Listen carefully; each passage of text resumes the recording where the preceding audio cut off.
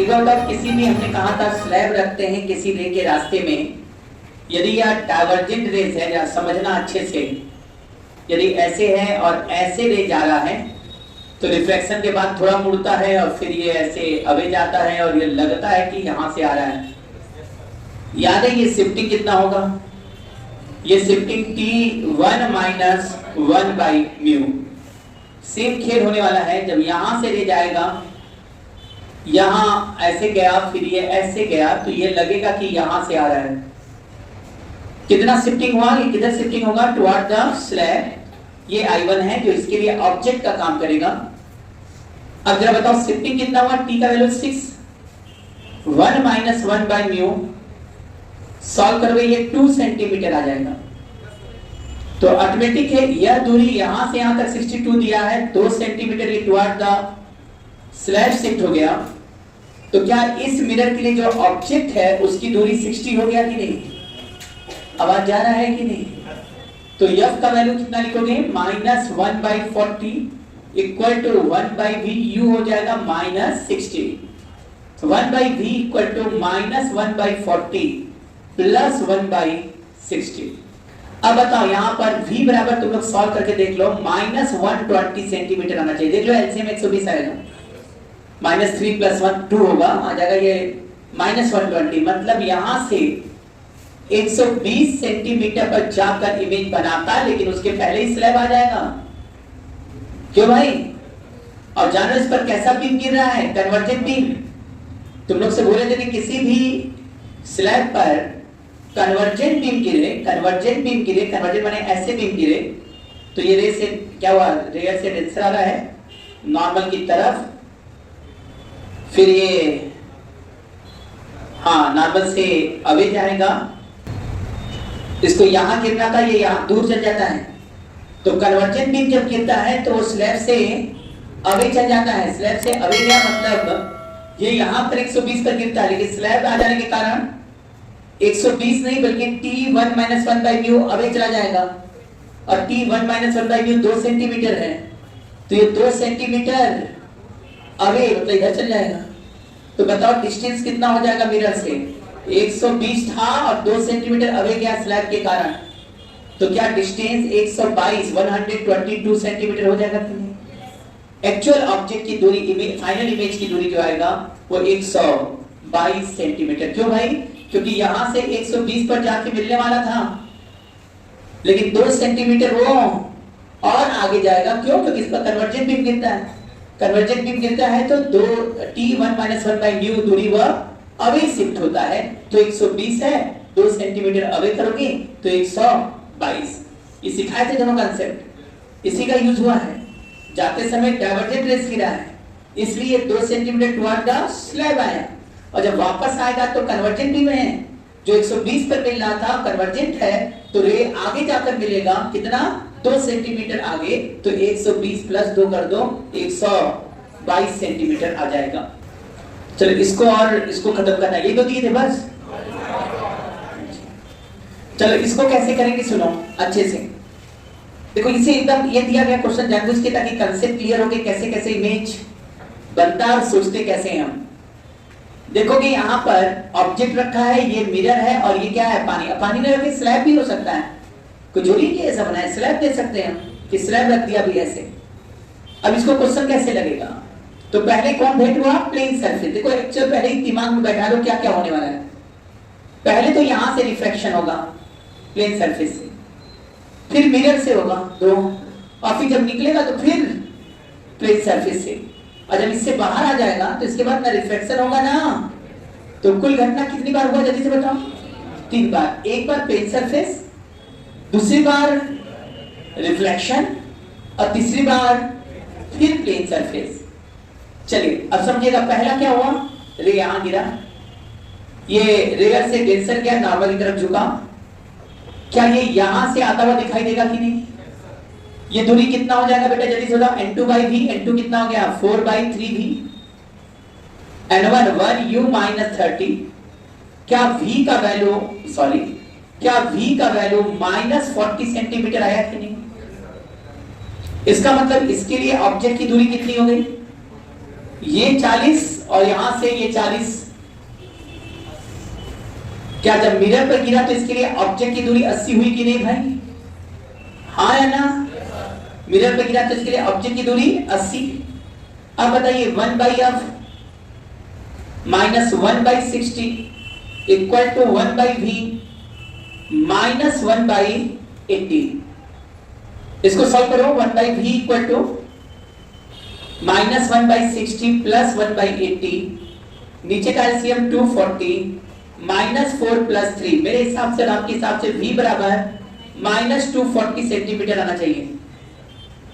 क्या v minus 240 centimetre आया था सबका? v आ गया माइनस 240 सेंटीमीटर। मतलब ये इमेज कितने दूर जाकर बनाता बेटा? 240 सेंटीमीटर पर जाकर बनाना, लेकिन उससे पहले ही ये सरफेस आ गया।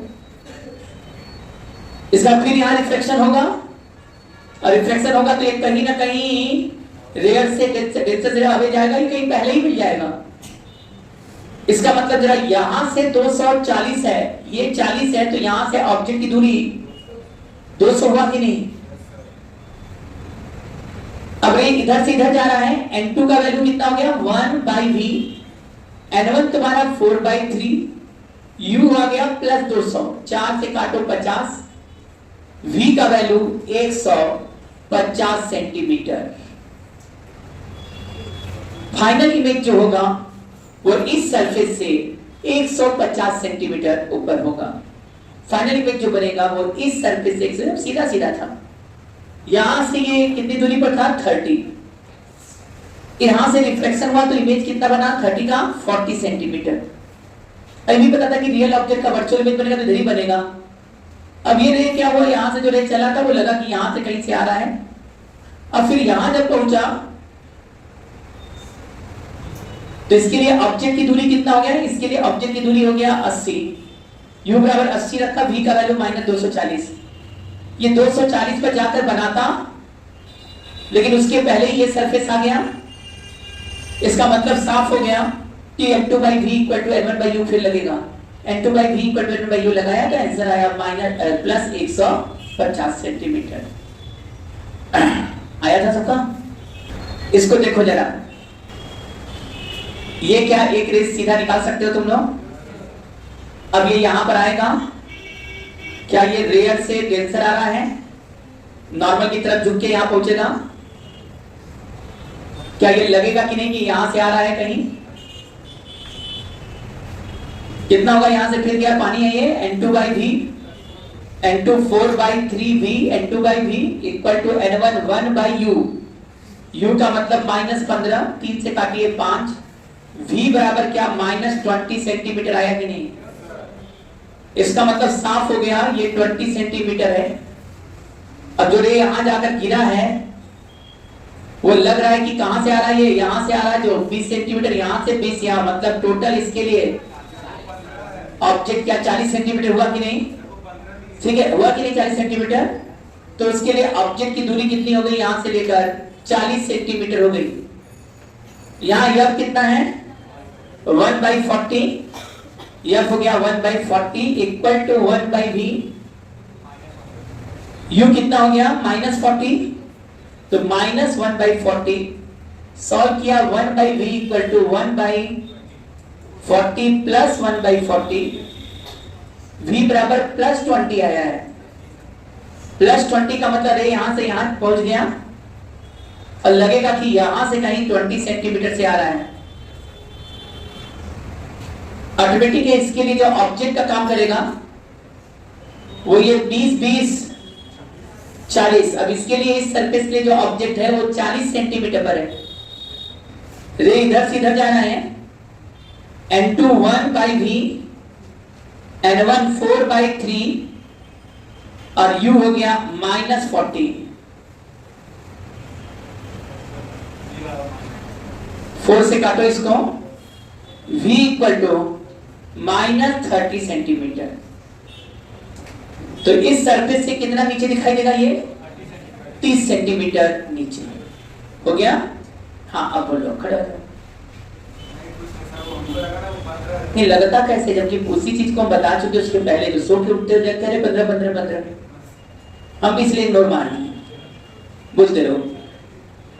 जबकि आपको पता है कि 15 तो यहाँ था, फिर यहाँ से जब रेज आया तो कितने पर बन गया ये 20, तो ये जो 20 बना यहाँ रेज पहुंच गया।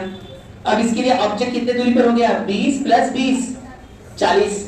अब मीटर 1/f बराबर 1/v प्लस 1/u रखा, वैल्यू रखा, सॉल्व किया, u माइनस 40, फिर प्लस 20 आया, मतलब इमेज इधर बन गया है। अब बनना भी चाहिए था, कन्वेक्स मिरर है, रियल ऑब्जेक्ट का वर्चुअल इमेज बनाएगा, बना दिया। अब यहाँ से यहाँ पहुंचा तो इसके लिए दूरी कितना हुआ 20 40, और ये कैसा सरफेस है प्लेन सरफेस। फिर n2/v, n2 क्या काम करेगा 1, n2/v 1/v equal to 4/3u। कहीं था बेटा, यहाँ कहाँ था, ये है, यहीं पर सॉल्व कर दिया और आंसर आ गया -30। बट आइए इनसे भी थोड़ा भेंट कर लिया जाए। अब ध्यान दो, यहां पहले किससे भेंट हुआ, अब हम ऐसे से रख दिए, रखने का तरीका है ना, ऐसे रखे या ऐसे रख दें। अब आइए सबसे पहले इसका भेंट इससे होगा, हुआ तो क्या हो जाएगा, प्लेन सरफेस है ना, क्या रेज ऐसे आता हुआ दिखाई देगा कि नहीं। अब बताओ, प्लेन सरफेस के लिए formula n2/v equal to n1/u। n2 कितना हो गया 3/2v, n1 1/-40, 2 से काट दिया इसको बेटा 20। क्या v का वैल्यू -60 सेंटीमीटर आया कि नहीं, इसका मतलब है ये दूरी 60 सेंटीमीटर हो गया। अब जब इस पर गिरेगा तो प्लेन मिरर है, जितनी दूर पर ऑब्जेक्ट होगा उतनी दूर पर इमेज बन जाएगा। इसके लिए ऑब्जेक्ट कितनी दूरी पर है 100, तो इमेज भी कहां बनेगा 100 सेंटीमीटर इधर। अब यहां से ये दूरी 100 है, तो यहां से ये दूरी हो जाएगा 140 और फिर प्लेन सरफेस है। अब n2 का काम कौन करेगा 1/v, और n1 कितना हो गया 3/2, और v तो हो जाएगा 100 प्लस 40 -140, v का वैल्यू -280/3 सेंटीमीटर। इससे इधर बनेगा वर्चुअल इमेज -280/3 सेंटीमीटर सरफेस से। कहीं भी कोई टफ था क्या ऐसे बात, इसका काम भी तमाम। ये पार्टिकल ए था और 15 सेंटीमीटर पर सेकंड चल रहा था, इधर इफेक्टिव मीटर में सब है। अब इसको करना है एकदम सीधा सीधा, मान लो किसका वेलोसिटी निकालना है, किसके रिस्पेक्ट में, पहले ये बता दो। b की वेलोसिटी, इसका ऑब्जेक्ट कौन है, ऑब्जर्वर कौन है, ऑब्जर्वर a है, देखने वाला a with respect to a, और b की वेलोसिटी निकालना है। पहला काम कर दो, ये x कर दो और ये y। हमने पहले ही कहा था t अपरेंट निकालना है या h निकालना है। म्यू ऑब्जर्वर कौन है 3/2। शुरू कर दो, y/2 प्लस x/3/2, 3/2 को अंदर घुसाओ, h equal to 3y/4 plus x हो गया। अब कुछ करना ही नहीं, डिफरेंशिएट कर दो, dh/dt, 3/4 dy/dt plus dx/dt, dy/dt इधर आ रहा है, y टाइम के साथ घटेगा, तो यहां लिख दे रहे हैं 3/4 -10 प्लस dx/dt इधर आ रहा है, ये भी x यहां से घट ही रहा है, तो ये -15, ये 2 से गया, ये 5 आया, शायद -7.5, अच्छा हो 7.5 -15 एकदम सही है, -22.5 मीटर पर सेकेंड। मतलब ए वाले को -6 का मतलब कि बीच का सब्रेशन घटता हुआ दिखाई देगा, ए वाले को लगेगा कि बी उसकी तरफ आ रहा है, और 22.5 मीटर पर सेकेंड से क्या हुआ, ये तो है किस कौन ऑब्जर्वर है ए वाला, यहाँ 3/2 म्यू ऑब्जर्वर, फिर x1/y/2 कर दिए हैं, प्लस x/3/2। अरे कर रहे हैं, बताने क्या गलती की, यही गलती की, 3/2 का मल्टीप्लाई नहीं की। और तुम की क्या, तुम्हारी कॉपी में तुमने इसका बटा म्यू किया है, जैसे 10 लिखा है, 10/2 5 कर दिया है, तुमने फिर इधर 15/3/2 कर दिया है, तो ये 10 आ गया है और 10 और 5 15 करके यही रुक गई। तो भूल गई कि 15 में 3/2 का भी मल्टीप्लाई करना था, म्यू ऑब्जर्वर का भी, और ये जब करोगे वही आ जाएगा 45/2 22.5। बैठ जाओ। ये थोड़ा आराम से, कोई दिक्कत है क्या इसमें? किए थे कोई? चलो ये खत्म, हमारे हिसाब से पूरा खत्म हो गया जितना इसमें था खत्म। यहाँ तक आया कि नहीं? अब आगे के क्वेश्चन पे थोड़ा चला जाए, है ना, बहुत हो गया। हाँ लीजिए लाइन से क्वेश्चन। ये है तुम्हारा कन्वेक्स मिरर और इसका फोकल लेंथ 40 सेंटीमीटर। यहां स्लैब रखा हुआ है, μ2 है और ये 8 सेंटीमीटर का स्लैब है। क्या ऐसे कर रहा हूं? ठीक है। और ऑब्जेक्ट 44 सेंटीमीटर का यहां रखा हुआ है। Find the position of final image. फिर अगले क्वेश्चन में प्लेन मिरर है और यहां स्लैब रखा है। ये 10 सेंटीमीटर का स्लैब है और μ2 है और ऑब्जेक्ट की दूरी 60 सेंटीमीटर है। Find the position of final image from the mirror. A few minutes later. सब लोग ध्यान दें, यहां पर ऑब्जेक्ट है ना, μ2 है ना, तो रेस यहां पर आएगा बेटा, सबको पता है यहां से जाएगा और ये लगेगा टुवर्ड द स्लैब शिफ्ट हो जाएगा। कितना शिफ्टिंग है? t हो गया 8, 1 माइनस 1/2। क्या ये 4 सेंटीमीटर आएगा कि नहीं? 4 सेंटीमीटर टुवर्ड द स्लैब, मतलब इसके लिए ऑब्जेक्ट का काम जो करेगा वो 40 सेंटीमीटर। कितना किए थे सब लोग? फिर यह भी कितना है? 40 है। कन्वेक्स मिरर है, फोकस पॉजिटिव होगा, 1/v u हो गया माइनस 1/40। तो माइनस 1/40 समझाना होगा क्या? u यहाँ पर नेगेटिव होगा, रे इधर जा रहा है, डिस्टेंस इंसिडेंट रे के डायरेक्शन के अपोजिट है। डिस्टेंस हमेशा पोल से नापते हैं, पोल से नाप लो। तो 1/v बराबर, ध्यान देना, 1/40 प्लस 1/40 2/40, मतलब v equal to 20 centimetre. Plus 20 है, मतलब यहां से ऐसे जाएगा, लगेगा कि यहां से आ रहा है 20 सेंटीमीटर से। फिर ये क्या होने वाला, जरा देखो, डाइवर्जेंट रे गिर गया, तो ये पहले इधर शिफ्ट फिर ऐसे शिफ्ट, और इसको पीछे बढ़ाओगे तो लगेगा कि 4 सेंटीमीटर। फिर ये toward the slab 4 centimetre toward the slab, माने यहां से दूरी 20 था, 4 इधर आ गया, तो पोल से फाइनल इमेज की दूरी 16 सेंटीमीटर। आंसर होगा 16 सेंटीमीटर। आया था। अब इसी तरह इधर आ जाओ, इधर भी जब ले गया, यहां गया और यहां गया, जब यहां से यहां पर गिरा तो ये टुवर्ड द स्लैब 5 सेंटीमीटर गया है। टुवर्ड द स्लैब 5 सेंटीमीटर गया है। कैसे 5 सेंटीमीटर? 10 1 माइनस 1/2, 10 1/2 कर लो, 5 आएगा। 5 सेंटीमीटर टुवर्ड द स्लैब गया भाई, ये पहला इमेज। इसका मतलब है यहां से मिरर में जो इमेज बन रहा था वो कितने दूरी पर बना होगा?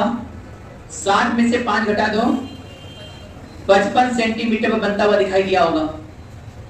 लेकिन फिर जब स्लैब के पास पहुंचा तो फिर डाइवर्जेंट रेज है। देखो ध्यान देना, पहले इधर शिफ्ट हुआ t1 माइनस 1/2, फिर इधर इमेज बना, फिर ये टुवर्ड द स्लैब शिफ्ट हुआ t1 माइनस 1/μ, और कितना शिफ्ट हुआ? 5 सेंटीमीटर। अब ये 55 है, 5 सेंटीमीटर टुवर्ड द मिरर और जाएगा, तो एक्चुअल में दूरी कितना हो गया? 50 सेंटीमीटर। वैसे भी ध्यान दे देना, कभी प्लेन मिरर के रास्ते में स्लैब रखते हैं तो जो टोटल शिफ्टिंग होगी फाइनल इमेज में वो 2t1 माइनस 1/μ। क्यों? क्योंकि पहले जाते समय t1 माइनस 1/μ हो जाएगा टुवर्ड, और फिर जब वापस आएगा तो फिर t1 माइनस 1/μ टुवर्ड ही हो जाएगा। इसका मतलब है कि कभी भी क्वेश्चन ने दिया कि एक मिरर है प्लेन, उसमें स्लैब रख दिया बीच में, और कभी उल्टा करता है, शिफ्टिंग ऑफ ऑब्जेक्ट दे देता है, रिफ्रैक्टिव इंडेक्स पूछ देता है, थिकनेस भी दे देता है। तो समझ जाना, वहां पर समझ जाना जो शिफ्टिंग होगा प्लेन मिरर के, मिरर और ऑब्जेक्ट के बीच में, प्लेन मिरर और ऑब्जेक्ट के बीच में स्लैब रख दिया, तो जो फाइनल इमेज की शिफ्टिंग हो t1 - 1 by mu नहीं बल्कि 2t1 - 1 by mu, एक बार नहीं दो बार, एक जाते समय और एक आते समय। इस पर क्वेश्चन आ चुका है आपके एग्जाम में और आता है, इसलिए इस पर हमने जोर दे दिया साहब। अब आप लोग क्वेश्चन प्रैक्टिस कर सकते हैं। आप लोग प्लेन स्लैब पर ढेर सारे क्वेश्चनों का प्रैक्टिस करें, जहां जैसा आएगा फिर डिस्कशन हम लोग किया जाएगा।